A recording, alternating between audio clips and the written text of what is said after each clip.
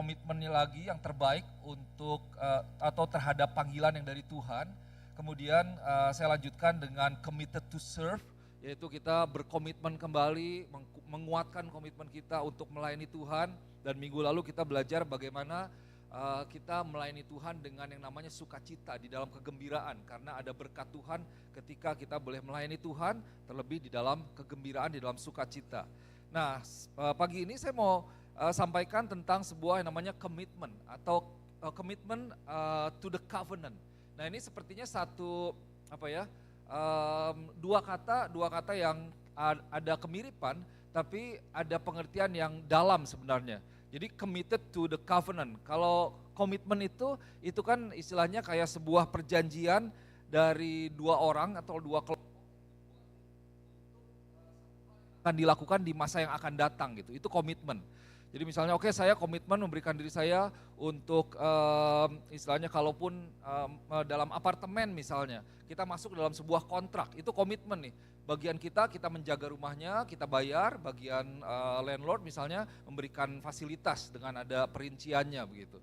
Tetapi kalau dikatakan sebuah covenant, kita bisa lebih mengertinya sebenarnya kata ini dari Alkitab gitu. Ini jarang dipakai di istilahnya di yang lain, tapi pengertian yang dalam tentang covenant itu sebenarnya diawali ketika Tuhan itu memberikan sebuah covenant, memberikan sebuah perjanjian. Jadi kalau perjanjian itu atau kontrak, komitmen di dalam kontrak pekerjaan, kontrak rumah, itu ada klausulnya ya. Ada kalau kita melakukan ini, kita dapatkan ini dan kita bisa istilahnya bisa negosiasi gitu. Itu lebih kepada sebuah perjanjian dengan ada syarat. Tapi kalau dinamakan covenant, itu kita bisa belajar bahwa Tuhan itu memberikan sebuah covenant, perjanjian. Dia mengikatkan dirinya kepada umatnya. Jadi covenant ini adalah sebuah sacred agreement between God and His people. Nah, saudara lihat bahwa ini between God and His people, not from God to His people. Jadi bukan dari Tuhan kepada seseorang, tetapi antara Tuhan dengan umatnya. Jadi ini ada dua pihak nih sebenarnya. Kalau bisa if you can download the font, it's on the email, and then you can share it off for a while. It's okay. Hopefully it can, because the whole I think the whole slides has this fonts. Oke. Nah, saya mau masuk kepada kita masuk dulu kepada sebuah pengertiannya ya. Jadi kita bisa benar-benar mendapatkan apa nih sebenarnya committed to the covenant. Sebuah komitmen yang diberikan kepada sebuah perjanjian, yaitu perjanjian yang dalam antara kita dengan Tuhan.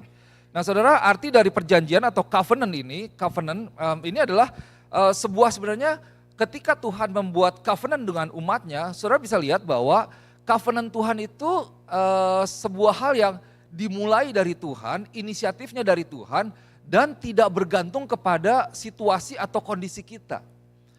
Jadi Tuhan memberikan perjanjian bahwa aku akan memberkati umatku. Contohnya seperti itu. Dan ketika Tuhan memberikan perjanjian, dia tidak melihat apakah kita baik atau tidak. Nah, kalau di bisnis kan kamu harus melakukan ini, kalau tidak kamu dapat hukuman, kamu dapat penalti misalnya. Tapi Tuhan terlepas dari kondisi kita bisa lihat janji Tuhan itu setia. Tadi kita nyanyikan bahwa He won't fail. Tuhan itu setia, engkau tidak pernah gagal, janjinya ya dan amin. Jadi terlepas kita lihat, aduh betapa luar biasa Tuhan kita. Kita berdosa, kita melanggar firman Tuhan, kita keluar dari jalan Tuhan.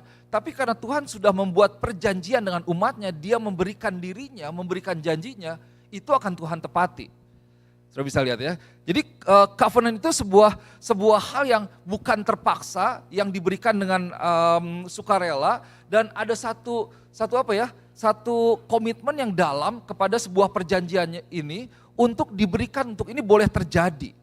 Dan covenant itu sebuah keamanan sebenarnya buat kita. Itu sebuah perlindungan buat setiap kita, itu adalah berkat, kuasa, memberikan sebuah energi. Kenapa? Karena kalau kita tahu, kita sadar akan janji yang Tuhan berikan kepada kita, maka di sanalah kita bisa mendapatkan kekuatan. Jadi kita tidak, misalnya kita lagi down, kita lagi berdosa, aduh Tuhan maaf, kita kan minta ampun, tapi kita tahu bahwa selalu ada Tuhan yang menerima kita. Nah, itu memberikan sebuah sukacita dan damai buat setiap kita, betul ya? Kita tahu bahwa ada Tuhan yang setia. Karena covenant Tuhan, janji Tuhan, perjanjian Tuhan itu tidak bergantung kepada siapa diri kita atau bagaimana kondisi kita. Tapi itu adalah Tuhan. Nah di sini saudara, tapi jangan salah mengerti bahwa tetap dosa itu memiliki satu konsekuensi ya. Jadi saya bukan, oh ya berarti kalau gitu enak aja, gampang aja. Nanti tinggal kembali sama Tuhan, kembali sama Tuhan. Tapi dosa selalu memiliki konsekuensi. Dan itu yang akan kita tanggung apakah di dunia ini atau nanti di masa yang akan datang. Tapi mari kita belajar tentang nama perjanjian Tuhan.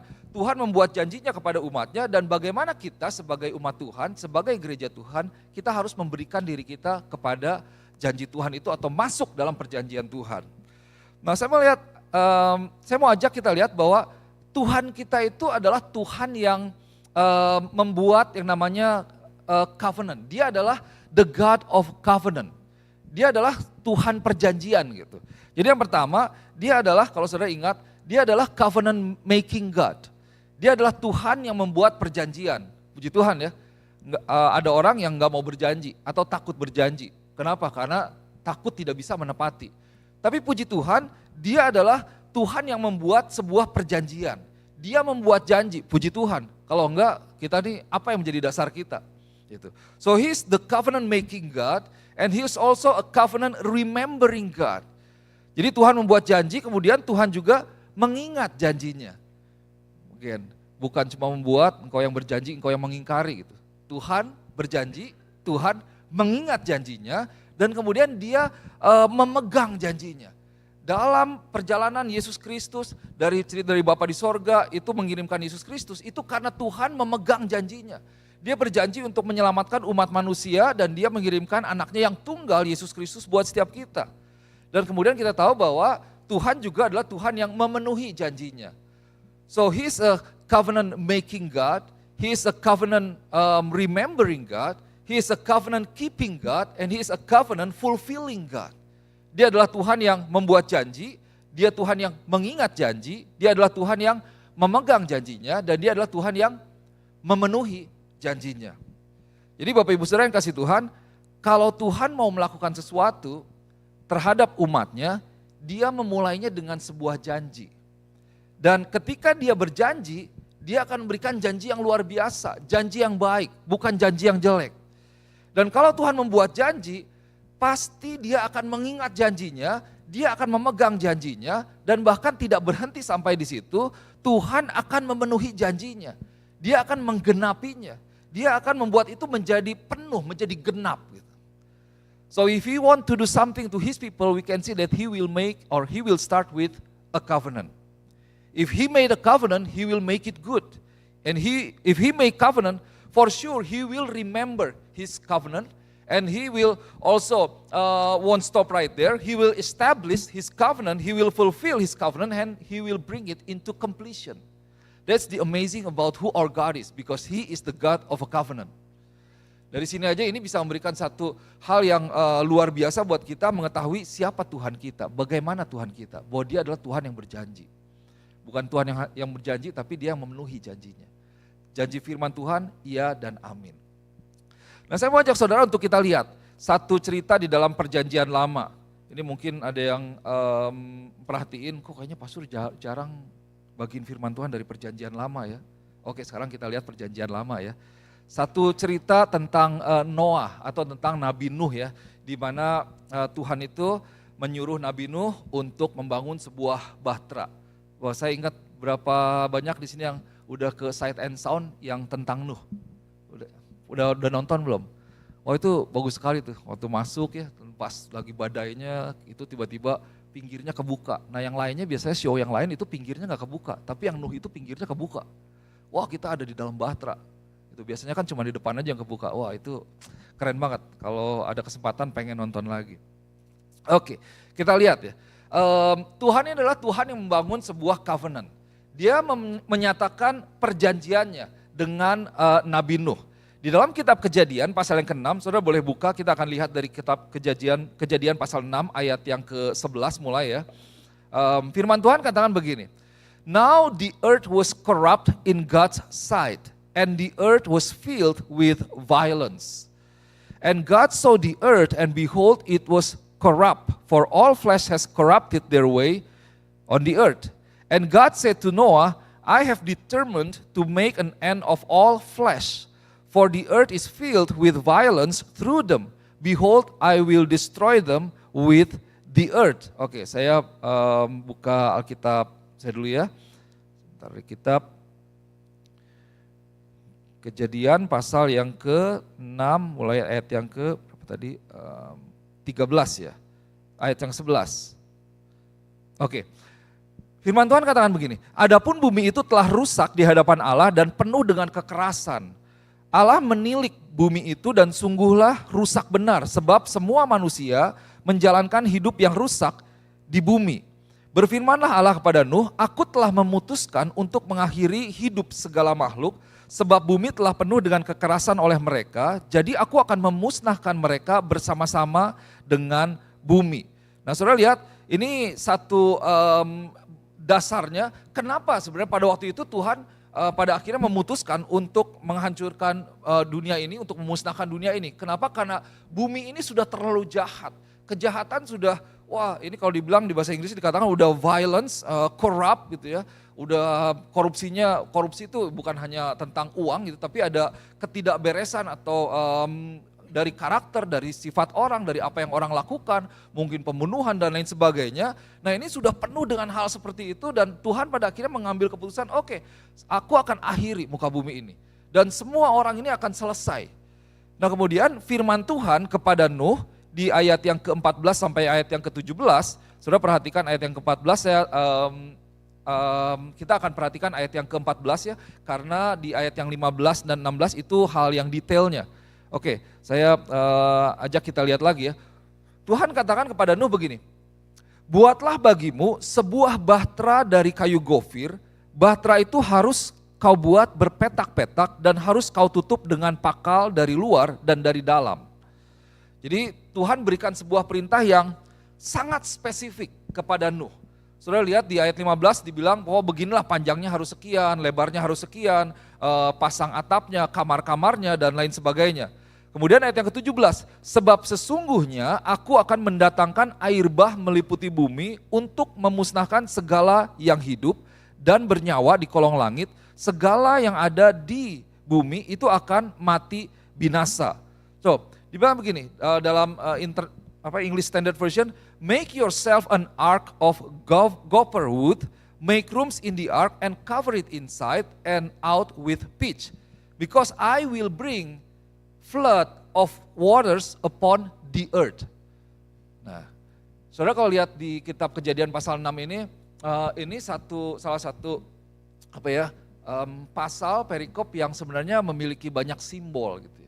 Banyak simbol dan memiliki banyak arti dan applicable, sangat memiliki arti di dalam kehidupan kita saat ini gitu, sehari-hari ini, dalam apa yang terjadi pada hari-hari ini. Nah di sini Tuhan bilang kepada Nuh, make yourself an ark, buatlah sebuah bahtera.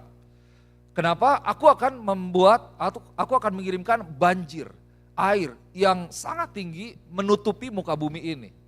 Saudara bayangkan, pada waktu itu Nuh itu kita tahu tinggalnya di gunung ya. Jadi itu orangnya orang gunung. Kalau saudara ke Bali itu ada dua experience biasanya. Sederhananya ada pengalaman pantai, ada pengalaman gunung. Papua katanya ada Papua pegunungan, ada Papua yang pantai. Nah ini orang gunung nih. Jadi buat Nuh ini ada banyak hal yang baru yang dia terima dari Tuhan. Dikatakan make yourself an ark.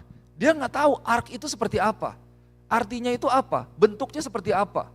Kemudian dia juga saya percaya dia nggak pernah mengalami yang namanya banjir. Di gunung nggak ada banjir ya, gitu. Di Mount Washington nggak ada banjir saya percaya. Mungkin genangan-genangan ada lah gitu. Jadi dia nggak tahu ini apa ya.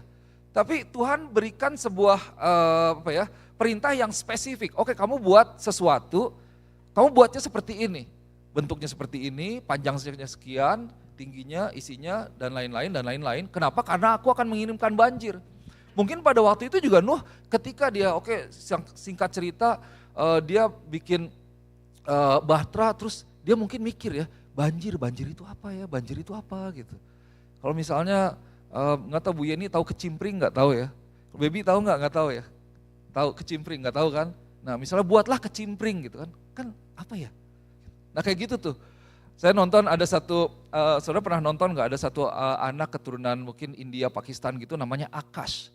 Itu pernah dibawa di acaranya Steve Harvey, Spelling Bee. Saya nggak tulis nih, saya juga nggak hafal. Oke, dia pinter banget. Dia pinter banget terus dia bikin sebuah, dia diuji, dites, kamu spell ini namanya. Pneumono apa gitu, volcano, siariosis, katanya panjang banget. Mungkin ada 30 huruf kayaknya. Dalam satu kata, itu artinya pneumono, volcano, silicodas apa gitu. Itu penyakit paru-paru di mana ada debu masuk ke paru-paru, simple. Tapi katanya panjang banget gitu. Si Steve Harvey-nya lucu. What? Katanya dia bilang, saya juga nggak tahu itu artinya apa atau kata ini eksis gitu. Ternyata ada banyak yang dia nggak tahu gitu. Tapi ini anak ini bisa, dari luar biasa. Nah saudara bayangkan kalau kita mendengar kata-kata aneh, ini kira-kira Nuh nih seperti ini nih. Bikin bahtera itu apa?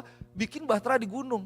Kalau dia mungkin orang pantai, dia sering lihat perahu, bikin bahtera kayak apa? Tuh kamu lihat, nah itu tuh perahu, itu bahtera cuman versi besarnya misalnya. Ini bikin berarti wah luar biasa. Dan diperkirakan pada waktu itu Nuh itu sudah berumur sekitar 600 tahun. Dan untuk membuat bahtera itu tidak waktu yang sedikit. Tapi kira-kira sekitar 100 tahun. Lama ya. Gitu. Wah kita ingat bikin shed aja berapa lama tuh. Itu udah alatnya udah canggih semua, deret gitu. Ini kebayang gak untuk ngebolonginnya, bikin alatnya. Bikin alatnya aja kayaknya udah bertahun-tahun, apalagi bikin bahteranya. Saya bayangkan gimana ngangkat kayunya ke atas ya. Diangkat itu tuh gimana, dia seimbang jadi simetris, gak ada meteran gitu dan lain sebagainya. Wah itu kan luar biasa, jadi lama banget. Tapi saudara lihat ini ada banyak hal yang bisa kita pelajari, nanti saya akan lanjutkan ini minggu depan ya. Tapi kita lihat pertama bahwa ada satu dasar kenapa Tuhan mengambil keputusan dan melakukan ini. Kemudian Tuhan memerintahkan Nuh untuk membangun bahtera dan kemudian dari situ Tuhan menyatakan di sini perjanjiannya. Di ayat yang ke-18 Tuhan menyatakan perjanjiannya ke Nuh. Dia bilang begini, "But I will establish my covenant with you and you shall come into the ark.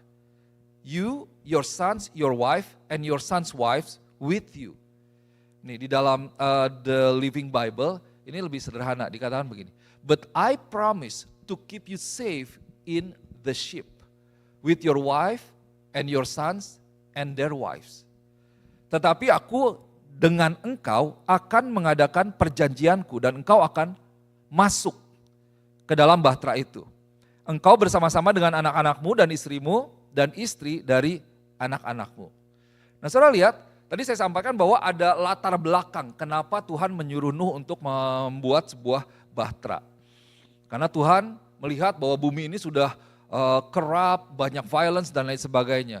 Kemudian Tuhan memerintahkan sebuah hal yang spesifik kepada Nuh. Tapi Tuhan membuat sebuah perjanjian dengan Nuh bahwa aku akan menyelamatkan engkau.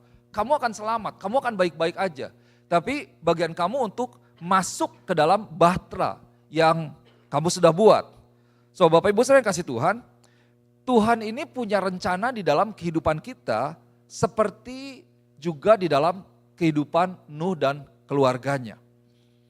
Nah kalau Tuhan menyelamatkan Nuh, kemudian Tuhan membawa Nuh kepada satu kehidupan yang baru, di mana Nuh menikmati kehidupan yang baru, dan bukan hanya itu, Tuhan ini mau untuk memakai Nuh untuk menjadi yang namanya penerus dari sebuah kehidupan.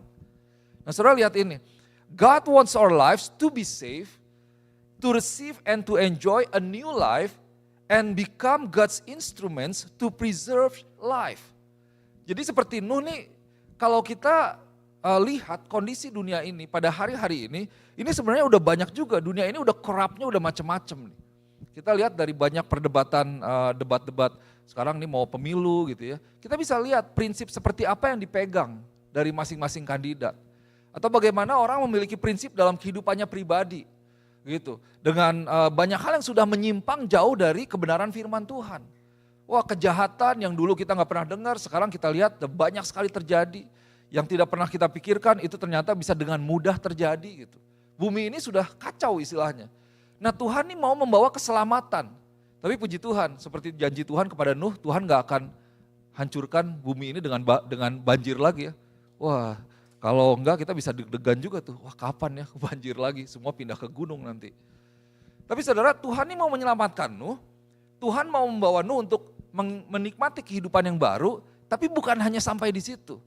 Tuhan mau pakai Nuh untuk Nuh boleh menjadi penerus kehidupan. Jadi sebenarnya back to zero ya, kalau Tuhan di awal menciptakan Adam dan Hawa, kemudian manusia berdosa, begitu sebelumnya bumi kosong, belum ada dosa, ingat belum ada dosa sebelumnya, tapi kemudian iblis masuk dan kemudian ini start from zero again. Nah bumi menjadi satu hal yang baru setelah Nuh keluar dari bahtera, berarti sudah bersih ya, orangnya keluarga Nuh yang diberkati Tuhan. Tapi ini, bahwa Tuhan ini mau memakai kita intinya untuk membawa sebuah kehidupan yang baru. Gereja Tuhan, mari kita lihat bahwa kita sebagai umat Tuhan, Tuhan memberikan sebuah tanggung jawab untuk kita membawa kehidupan yang baru kepada banyak orang. Menyelamatkan banyak orang. Membawa Yesus kepada kehidupan setiap mereka. Karena ada banyak orang sebenarnya mereka mengalami ya ketakutan, terbelenggu, dan itu bukan satu hal yang mudah. Seringkali mereka tanpa sadar, mereka mungkin oke di luar, tapi di dalamnya begitu hancur, begitu remuk, dan ya terlihat dari ya, kehidupan yang tidak maksimal. Nah ini adalah tanggung jawab dari kita gereja Tuhan. Dan kita ini seperti Nuh pada zaman ini sebenarnya. Ini adalah yang menjadi janji Tuhan. Oke, Tuhan menyelamatkan kita, Tuhan mau dalam kehidupan kita, kita menikmati kehidupan berkat yang dari Tuhan. Tapi di samping itu, Tuhan memberikan tanggung jawab, Tuhan mau memakai kita menjadi alat Tuhan untuk membawa kehidupan bagi banyak orang. Kalau dibilang kehidupan ini bukan kehidupan secara fisik ya. Karena kalau saudara lihat film zombie, zombie itu bergerak, zombie itu sepertinya hidup tapi tidak ada roh di dalamnya, tidak ada jiwa di dalamnya. Dia tidak berpikir, dia tidak memiliki perasaan, dia tidak berkehendak. Nah banyak kali orang mungkin hidupnya rutinitas saja gitu, padahal di dalamnya dia kosong sebenarnya.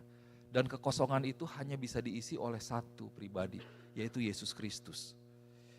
Nah saudara kasih Tuhan, Tuhan punya janji yang baik buat kita. Apa yang menjadi janji Tuhan? Yeremia 29 ayat yang ke-11 dikatakan seperti ini. Sebab aku ini mengetahui rancangan-rancangan apa yang ada padaku mengenai kamu. Wah ini luar biasa. Demikianlah firman Tuhan, yaitu rancangan damai sejahtera dan bukan rancangan kecelakaan untuk memberikan kepadamu hari depan yang penuh dengan harapan. Katakan amin. Amin. So, for I know the plans that I have for you. See, God made His plan, God made His covenant, and God knew His covenant, His plan, His promises. Declares the Lord, plans for welfare and not for evil, to give you a future and a hope. Wah puji Tuhan, saya seringkali dalam ketakutan, misalnya dalam keraguan-raguan, ingat Yeremia ini, oh Tuhan, saya tahu Tuhan punya masa depan yang luar biasa buat kehidupan saya. Dan you won't fail, ada amin. Tuhan tidak pernah gagal. Ini janji Tuhan, ini rencana Tuhan. Dan saudara ada banyak janji-janji Tuhan, kita tahu bahwa Tuhan ini merancangkan yang baik seperti firman Tuhan katakan. Tuhan menginginkan yang baik terjadi dalam kehidupan kita. Dan dalam janjinya Tuhan mengusahakan yang terbaik untuk kita dapat mengalami yang terbaik dari Dia. Wah Tuhan memberikan janji yang baik, luar biasa, keselamatan. Dan Bapa mengusahakan yang terbaik, memberikan Yesus Kristus satu-satunya. Dan Yesus mengusahakan yang terbaik sampai mati di kayu salib. Supaya apa? Kita menikmati yang terbaik janji Tuhan dalam hidup kita. Luar biasa. Itu adalah Tuhan kita. Jadi Bapak Ibu Saudara yang kasih Tuhan, mari kita boleh yakin percaya di dalam iman bahwa rancangan Tuhan untuk masa depan kita itu adalah baik. Amin. Penuh dengan damai sejahtera dan untuk masa depan yang penuh dengan harapan. Rancangan Tuhan untuk pernikahanmu itu adalah baik. Penuh dengan damai sejahtera. Ada masa depan yang baik dan penuh dengan pengharapan. Ada amin. Mungkin kelihatannya kayak gak ada harapan. Itu bukan dari Tuhan. Karena rancangan Tuhan untuk pernikahanmu itu penuh dengan pengharapan dan baik. Rancangan Tuhan untuk anak-anak kita itu adalah baik. Penuh dengan pengharapan. Rancangan penuh dengan damai sejahtera. Ada amin. Tuhan tidak merancangkan anak-anak kita untuk menjadi kacau, untuk menjadi broken home. Tapi Tuhan merancangkan mereka untuk mereka boleh mengalami kebaikan dan menjadi berkat. Diberkati. Rancangan Tuhan untuk pekerjaanmu, untuk bisnismu adalah rancangan yang baik. Penuh dengan damai sejahtera. penuh dengan masa depan, penuh dengan pengharapan. Itu adalah rancangan Tuhan. Kemudian pertanyaannya, oke pastor, tapi bagaimana dong? Ternyata saya mengalami hal yang tidak baik nih. Ada banyak hal yang tidak baik yang saya alami. Saudara pastikan bahwa ketika engkau mengalami hal yang tidak baik, itu kita bisa lihat ya sayangnya seringkali atau kita mendapati, pernikahan tidak dalam kondisi baik. Anak-anak bisa jadi tidak dalam kondisi baik. Pekerjaan bisnis tidak dalam kondisi baik misalnya. Tetapi semuanya ini ya kayaknya tidak baik gitu ya. Engkau juga mungkin dalam kehidupanmu sehari-hari dalam banyak area engkau tidak bisa melihat janji Tuhan dan masa depan yang baik yang Tuhan janjikan atau rancangkan buat kita. Nah ini bisa sebenarnya dari 3 penyebab atau 3 kondisi. Yang pertama, kalau ada hal yang tidak baik yang kita alami, yang pertama saya mau katakan itu bukan dari Tuhan. Karena Yeremia katakan rancangan Tuhan adalah rancangan yang baik. Ada amin. Ini yang pertama ya, secara penuh kita mengerti kebenaran firman Tuhan ini. Karena rancangan Tuhan itu baik dengan tujuan masa depan yang baik. Yang kedua, kalaupun ada yang tidak baik yang kita alami, yakinlah percaya bahwa itu adalah cara Tuhan, seizin dengan Tuhan, Allah Tuhan yang pada akhirnya tetap untuk membuat kita menjadi baik. Betul? Itu. Jadi Tuhan seringkali memang izinkan kita untuk kita mengalami hal yang sepertinya kurang enak, tapi sebenarnya itu membawa kebaikan buat kita. Namanya kita dibentuk, bertumbuh, itu kalau saudara lihat bertumbuh itu ada hal-hal mungkin yang gak bagus yang perlu dibuang. Orang yang berlatih, saudara mau katakan atlet apapun juga kehidupannya itu gak enak. Jarang atlet jalan-jalan loh, jarang atlet ke mall, mungkin. Beda dengan seleb gitu. Latihan dan latihan, bangun pagi, saya pernah sampaikan saudara bisa belajarnya coba cari kehidupan Tom Brady waktu masih dia aktif. Sekarang mungkin udah gak aktif, itu pagi sampai malam latihan, belajar, latihan, belajar, latihan, belajar. Wah dan gak gampang, wah latihan capek sekali. Tapi untuk apa? Supaya menjadi baik. So yang pertama kalau ada yang tidak baik itu bukan dari Tuhan. Yang kedua kalau ada yang tidak baik, Tuhan boleh izinkan itu untuk kita mengalami pada akhirnya kebaikan supaya kita menjadi baik. Atau yang ketiga, nah ini yang kita alami, kenapa kita mengalami ketidakbaikan, kekacauan mungkin, a mess. Kalaupun ada yang tidak baik, itu adalah keputusan kita yang seringkali terjadi yang melanggar firman Tuhan. Keluar dari firman Tuhan. Ada banyak firman Tuhan katakan bahwa ya manusia ini berusaha memenuhi keinginannya sendiri sehingga ia jatuh dalam banyak pencobaan. Karena keinginan kita lah, kita pengen ini, pengen itu. Akhirnya kita keluar dari firman Tuhan. Makanya ada hal-hal yang tidak baik yang kita alami dalam hidup kita. Tapi again, Tuhan ini merancangkan kebaikan. Dan di balik rancangan Tuhan buat kita, itu ada rancangan kebaikan buat orang lain lewat kehidupan kita. So, saya mau ajak kita lihat kembali. Kembali ke back to Genesis chapter 6 verse 18. The Bible says, I will establish my covenant with you, and you shall go into the ark. Saudara sekali lagi ya, ini adalah perjanjian Tuhan dengan kita.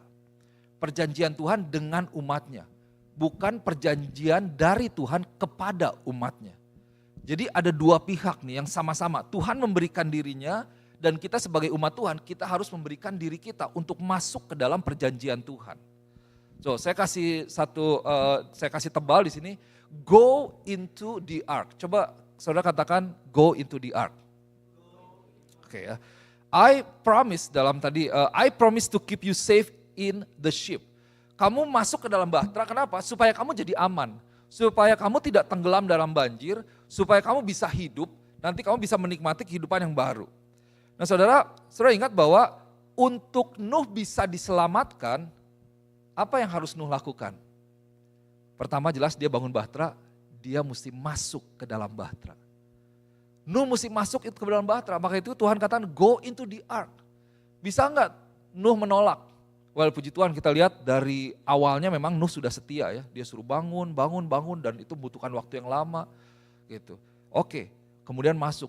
Nuh bisa saja menolak, Tuhan ini kayaknya at one point gitu, ini kayaknya mungkin Nuh berpikir gitu. Karena jangan salah kalau saudara baca, ada banyak orang yang menganggap dia gila lah, ini orang aneh, ngapain kamu bikin bahtera di gunung ya?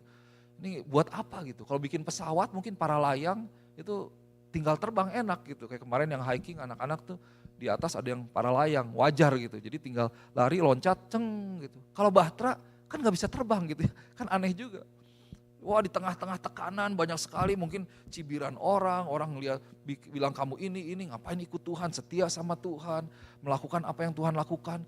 Udah hidup ngapain tiap hari ngasah kayu lagi, ngegergaji kayu lagi dan lain sebagainya. Tanpa tahu apa yang akan terjadi, cuma percaya aja kepada perkataan Tuhan. Tapi Tuhan katakan go into the ark. Nah saudara yang kasih Tuhan, kalau saudara lihat dari perjanjian Tuhan ini, covenant Tuhan, kita bisa belajar ada yang namanya bagian Tuhan dan ada bagian kita. Saya selalu pakai satu istilah yang sederhana, ora et labora. Berdoa dan bekerja. Berdoa itu apa? Kita berharap kepada Tuhan. Kita berserah kepada Tuhan. Karena ada yang bagian Tuhan yang kita gak bisa lakukan. Ada kedaulatan Tuhan. Saudara mau lakukan apapun kalau itu bagian Tuhan yang gak bisa gitu. Itu udah kedaulatannya Tuhan. Tapi bukan hanya kita berdoa kepada Tuhan, kita harus juga berusaha. Nah ini saya mau sampaikan, ini kita sebagai orang Kristen, seringkali kita jadi orang Kristen yang terlalu rohani. Wah terlalu rohani itu apa pastor? Bukannya kita harus rohani justru ya. Terlalu rohani itu ya kadang-kadang berdoa gitu, tapi kita gak mau melakukan bagian kita. Ada misalnya, aduh ini sambil joke ya, cita-cita kurus, hobi ngemil gitu kan. Saya kebalikannya, saya cita-cita pengen nambah berat badan, tapi makan juga malas misalnya. Ya gitulah. Maka katanya olahraga yang baik itu olahraga apa? Tahu nggak? Pickleball katanya. Tidur. Badminton misalnya, apa basket itu. Salah. Olahraga yang baik itu adalah olahraga yang dilakukan. Buku yang bagus itu buku apa? Buku yang baca, iya dong. Bukunya mau bagus kayak bestseller, kalau nggak dibaca ya sama aja, nggak akan bawa manfaat. Gitu. Janji yang bagus itu yang dari Tuhan, itu janji yang seperti apa? Yang dilakukan, yang ditaati, betul ya? Nah seringkali ini kita nggak mau, gitu, kalau mau jujur. Jadi ada bagian Tuhan, ada bagian kita. Ada bagian Tuhan, ada bagian Nuh. I will establish my covenant, but you go into the ark. Nah ark ini menggambarkan apa? Ark ini adalah, bahtera ini adalah perjanjian Tuhan. The ark of a covenant. The ark of God's covenant. Jadi Bapak Ibu Saudara yang kasih Tuhan, untuk bisa menerima janji Tuhan, kita ini harus masuk ke dalam bahtera Tuhan. Yaitu apa? Perjanjian yang Tuhan berikan, yang Tuhan buat di dalam kehidupan setiap kita. Untuk kita bisa diselamatkan, menerima kehidupan baru, dan bahkan menjadi alat Tuhan untuk meneruskan kehidupan, membawa kehidupan kepada orang lain, kita perlu masuk ke dalam bahtera perjanjian Tuhan. Nah ini adalah bahtera perjanjian Tuhan, kita perlu masuk ke dalam perjanjian dan tetap diam di dalam yang namanya perjanjian yang Tuhan buat dalam hidup kita. So we ought to be in the covenant to be safe. And the covenant is our safety place actually. The covenant will bring us into a new life. Saudara lihat, Nuh dia masuk ke dalam bahtera, dia aman. Ketika Tuhan menghancurkan bumi, dia ada dalam posisi yang baik, yang aman. Dan bahtera itu yang membawa Nuh masuk ke dalam kehidupan yang baru. Nah bahtera perjanjian yang Tuhan buat dalam hidup kita, itu adalah tempat yang aman buat kita, yang akan membawa kita untuk menikmati kehidupan, berkat, rancangan, damai sejahtera, masa depan yang luar biasa, yang penuh dengan pengharapan yang Tuhan siapkan buat kita. Sekarang kalau begitu, oke, masuk ke dalam bahtera perjanjian. Apa itu bahtera perjanjian dalam hidup kita? Ada banyak sebenarnya, tapi saya mau sampaikan mungkin ada 3 jenis, 3 perjanjian yang sederhana yang kita lihat. Yang pertama, yaitu the ark of covenants in our life itu adalah our personal covenant with God. Ini ya di sini. Personal covenant with God itu apa? Ketika kita lahir baru, kita memberikan diri kita, oke Tuhan, masuk dalam kehidupanku. Jadilah Tuhan, jadilah Raja. Engkau yang menguasai segenap kehidupanku. Dan biar aku boleh turut hidup seturut dengan firman Tuhan. Dan kita membangun kehidupan kita, membangun hubungan kita dengan Tuhan, dan pada akhirnya untuk ada sebuah kesatuan, serupa segambar dengan Tuhan. Kita memiliki karakter Kristus. Kita boleh memiliki hal yang kalau orang lihat, orang bisa, wah ini kehidupannya kok sukacita gitu ya. Ada masalah tapi luar biasa, penuh dengan pengharapan. Kita memiliki karakter Kristus. Kita unite dengan Tuhan. Saudara tahu bahwa Pastor Nala selalu sampaikan, nearness is likeness katanya begitu. Kedekatan itu membawa kepada sebuah kemiripan. Nah, saudara yang senang Korea-Koreaan kan nanti dandanannya Korea-Koreaan gitu ya. Nanti jogetnya Korea gitu. Ya gitulah gitu. Asal jangan hidupnya kayak Korea aja gitu, jangan ya. Atau yang suka Halloween misalnya, atau yang dulu saya senangnya grup-grup metal. Wah pakainya hitam, kaosnya hitam, kaos metal, rambutnya dipanjangin. Pakai anting dulu, nggak tahu ya. Dulu pakai anting, rambut panjang, gondrong. Wah kayaknya tambah keren, tambah gelap, tambah keren gitu. Tambah nggak mandi kayaknya tambah keren, tambah kucel, tambah keren pokoknya. Ya gitu, siapa yang diidolakan ya semakin mirip karena mengikuti. Nanti marahnya karakternya seperti itu juga. Nah nearness is likeness. Kalau kita semakin dekat dengan Tuhan, kita akan semakin mirip dengan Tuhan. Wah luar biasa ya. So itu yang pertama. Dan kemudian Ark of Covenant itu apa? Marriage covenant. Relationship and unity in the marriage life. Nah, kalau kita belajar tentang committed to the covenant. Pagi hari ini mari kita boleh berikan komitmen kita kembali untuk kita membangun hubungan dengan Tuhan. Menjadi serupa dengan Tuhan. Menaati firman Tuhan. Amin. Yang kedua, mari kita boleh kembali go into the ark of a covenant, in the marriage covenant. Ya mungkin ada yang belum menikah, gitu. Tapi mari kita belajar dalam sebuah hubungan, apalagi dalam yang namanya pernikahan. Saudara, kita perlu masuk ke dalam perjanjian. Kita sudah buat perjanjian misalnya. Pada awalnya yang menikah membuat yang namanya covenant, tukar cincin. It's not about a piece of metal on our finger. It means nothing sebenarnya. Saya cincin hilang gitu ya. Tapi ya cincin kan bisa dilepas dan bisa dipakai. Tapi maksudnya apa? Apakah kita menghargai komitmen kita? Perjanjian yang kita buat di awal. Nah, ada satu hal yang penting yang nanti beberapa, pokoknya ke depan ini yang boleh menjadi fokus dari saya pribadi untuk membangun jemaat Tuhan. Kita fokus terhadap yang namanya hubungan. Antara kita dengan Tuhan, kemudian dengan sesama, dan yang paling dekat dengan pasangan gitu ya. Saudara, di dalam pernikahan, kita ini harus membangun keintiman yang lebih dalam lagi. Bukan hanya fisik, tetapi juga di dalam keintiman jiwa. Nah ini seringkali orang gak sadar. Bahwa oke, kalau dikatakan keintiman di dalam seks itu didapatkan dengan spend time. In bed misalnya.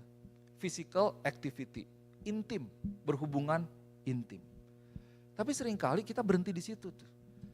Nah, pernikahan ketika semakin lama bisa jadi hanya sekedar untuk memenuhi kebutuhan fisik. Tapi tidak ada keintiman di dalam jiwa. Jiwa itu apa? Pikiran, perasaan, dan kehendak. Asal kebutuhan fisik terpenuhi, tapi udah kehidupan sehari-harinya hanya ngobrolin tentang cuaca, oh besok panas, jaket apa, oh besok begini, oh gimana gitu ya. Nggak ada keintiman jiwa itu apa? Kalau keintiman fisik itu didapatkan dengan, well, say quote unquote gitu ya, sederhananya spend time in bed. Kalau keintiman jiwa, you have to spend time together. Have a deep talk. Ada pembicaraan yang dalam antara masing-masing dengan pribadi dengan pasangan gitu ya. Jangan bicaranya dengan orang lain gitu.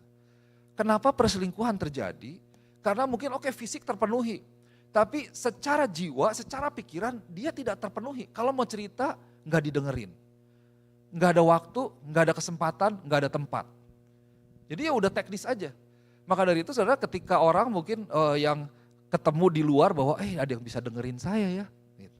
Ada yang bisa rasakan emosi saya gitu. Saya cerita aduh kemarin capek, oh iya kenapa gitu. Wah kalau sama suami sama istri aduh capek nih, wah gitu aja capek kok. Gimana sih? Yang kuat dong orang Kristen, nah ini dia.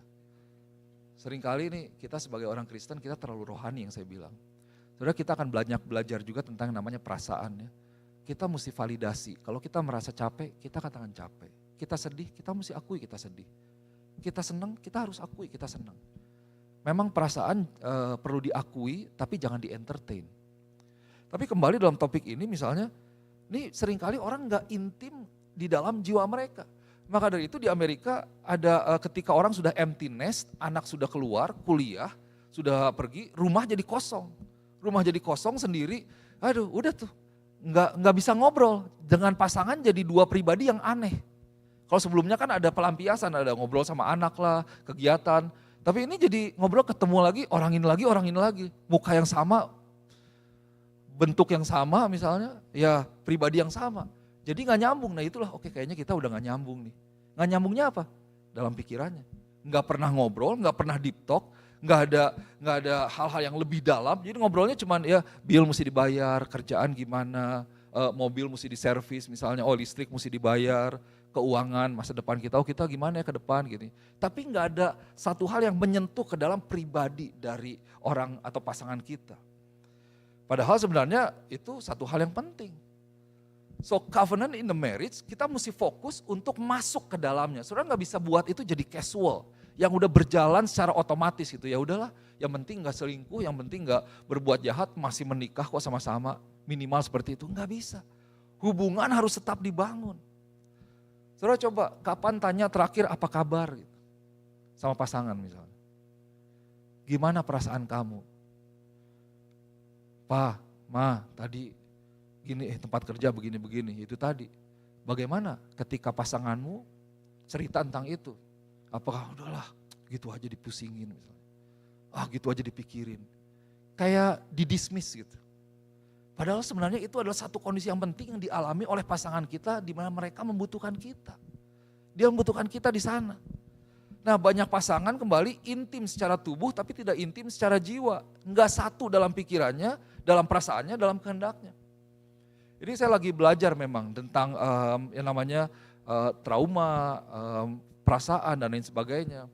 Jadi saya membuka diri saya juga. Saya ngobrol kayaknya beberapa hari lalu saya bilang, karena ada masalah dalam keluarga gitu ya. Saya bilang begini sama istri saya being vulnerable. Saya buka bahwa, aduh ini apakah keputusan saya ini ya, ini karena saya trauma ya waktu saya kecil begini. Jadi ngobrol tuh. Karena saya tahu bahwa saya ini lagi lemah dan orang bisa memberikan kekuatan buat saya, itu adalah pasangan saya. Jadi saya membuka diri saya, aduh kayaknya saya takut salah deh. Coba, apakah saya gini karena saya trauma ya? Ya emang saya jujur, saya lakukan ini karena saya tuh kejadian yang masa lalu membuat saya jadi hati-hati, saya bilang. Jadi overthinking atau over expectation. Wah, ngobrol jadinya, nah itu kan deep talk. Istri saya sampai bisa bilang begini, kayaknya ini belum seminggu, beberapa hari lalu. Dia bilang begini, nah ini luar biasa. Dia ikut kelas yang lain sendiri. Dia bilang begini, Nay dia panggil, saya ini dalam hal apa ya, saya nggak tunduk sama kamu. Katanya. Wih saya kaget juga loh. Wah sebagai laki-laki kesempatan ya. Well, thank you for saying that, for asking that question gitu ya. Tapi saya bilang, saya agak berpikir susah apa ya, nggak ada saya bilang kayaknya. Baik-baik ya memang nggak ada gitu. Saudara kebalikannya mungkin dari satu sisi ketika ditanya seperti itu, wah itu kesempatan. Tapi coba beranikah kita yang pria katakan yang sama. Yang misalnya, kalau lagi kesel ya nggak apa-apa, gitulah apalah gitu. Kalau lagi kesel kan nggak yang dong ya, nggak honey gitu. Coba dalam hal apa saya nggak mengasihi kamu? Seringkali saya mungkin menelantarkan kamu, mendiamkan kamu. Berani nggak kita terbuka diri kita? Itu deep talk. Untuk engkau bisa menjadi sembuh, untuk engkau bisa menjadi pulih. Dan untuk pasangan kita juga bisa menjadi pulih, menjadi sembuh, menjadi kuat. Itu yang harus terjadi, intim di dalam pernikahan. Itulah yang dinamakan kita masuk ke dalam covenant. Be in the covenant. Go into the ark. Apa perjanjian yang telah engkau buat ketika engkau memulai semuanya ini? Ada perjanjian dengan Tuhan, ada perjanjian di dalam pernikahan. Nanti kita akan bahas lebih banyak lagi ya. Tapi Bapak Ibu sekalian kasih Tuhan, mari go into the ark. I know there are some things maybe that you are experiencing right now yang gak baik tadi. Ya bisa Tuhan lagi uji, Tuhan lagi refine, Tuhan lagi bakar lagi supaya pernikahanmu menjadi lebih baik, menjadi lebih terang. Atau mungkin ada hal-hal yang memang yang kau lakukan yang tidak seharusnya yang kau lakukan. Jujur di hadapan pasangan kita. Akui dan ngobrol, deep talk. Kalau ujung-ujungnya berdoa sama-sama, wah itu luar biasa. Go into the ark. Kalau engkau mau mengalami masa depan yang penuh dengan pengharapan, janji Tuhan, engkau harus masuk ke dalam bahtera, tetap di dalam bahtera, dan biar bahtera perjanjian Tuhan membawa engkau kepada kehidupan yang baru. Oke. Yang ketiga, saya kasih contoh, ini adalah covenant within the church. Dan ini relationship and unity with the body of Christ. Saya kasih contoh ya, ini udah berapa, mungkin berminggu-minggu, sebulan, 2 bulan kali saya berhenti main pickleball. Karena ternyata pickleball itu kan punya gerakan yang berbeda ya. Spin-spin gitu kan, set. Dan kayaknya 2 bulan lalu mungkin saya ngerasa sakit gitu tiba-tiba. Karena semangat sekali kan, wah kayaknya kayak pingpong itu di spin gitu. Sakit terus ya karena terlalu seneng itu nggak dirasain. Minggu depannya main lagi, belum tambah main badminton. Nah ternyata saya lihat kalau badminton nggak apa-apa gitu. Karena gerakannya beda gitu. Kalau ini, nah ini perlu putar ya ada teknisnya mungkin begitu ya. Dan sampai sekarang masih sakit nih. Dan ketika sakit yang bisa dilakukan apa? Dia nggak bisa nyembuhin sendiri kan. Yang bisa dilakukan oleh tangan kirinya yang, ya tangan kiri saya akhirnya yang mijit gitu, yang ngasih salep, yang bikin kompres, saya beli kompres dan kompresnya itu ya cuma bisa dipegangin gitu, nggak bisa ditaruh doang karena mesti nempel, nggak ada strapnya, jadi mesti dipegangin terus begitu. Nah saudara kasih Tuhan, ini adalah prinsip saling sebenarnya. Dan waktu kita masuk ke dalam covenant dalam gereja Tuhan, kita lahir baru, kita memberikan diri kita kepada tubuh Kristus. Dan ini kita perlu tahu bahwa ya ada hal yang kita nggak bisa lakukan di mana hanya orang lain yang bisa menolong kita. Kebalikannya, ada hal yang orang lain tidak bisa lakukan yang membutuhkan setiap kita. Jadi kan lucu kalau misalnya, aduh ini sakit nih, ini hanya bisa oleh tangan kiri, nggak bisa disentuh oleh mulut saya, oleh kepala saya, nggak bisa karena di pinggir di ujung sini, kalau kena ke bahan benda keras itu sakit gitu sampai sekarang. Cuma bisa oleh tangan kiri, diusap-usap begini. Tapi kan lucu.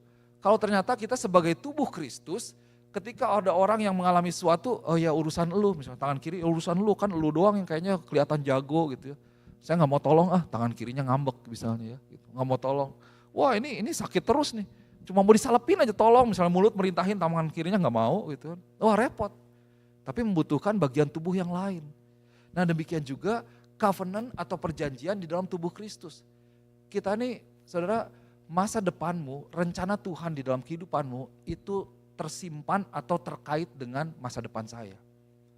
Dan masa depan saya, rencana Tuhan dalam kehidupan saya itu terkait dengan kehidupanmu. Jadi saya tidak bisa berjalan sendiri.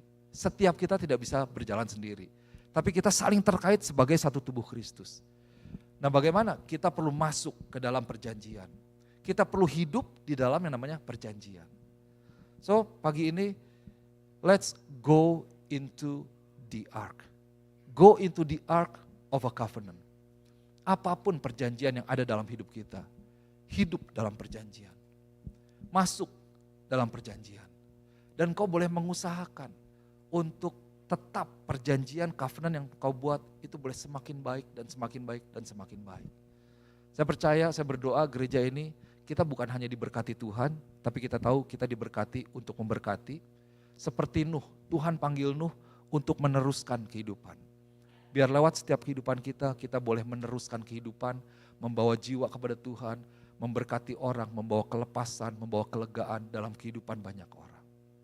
Go into the ark. Amin. Mari kita boleh bangkit berdiri bersama-sama, kita ada persiapan perjamuan.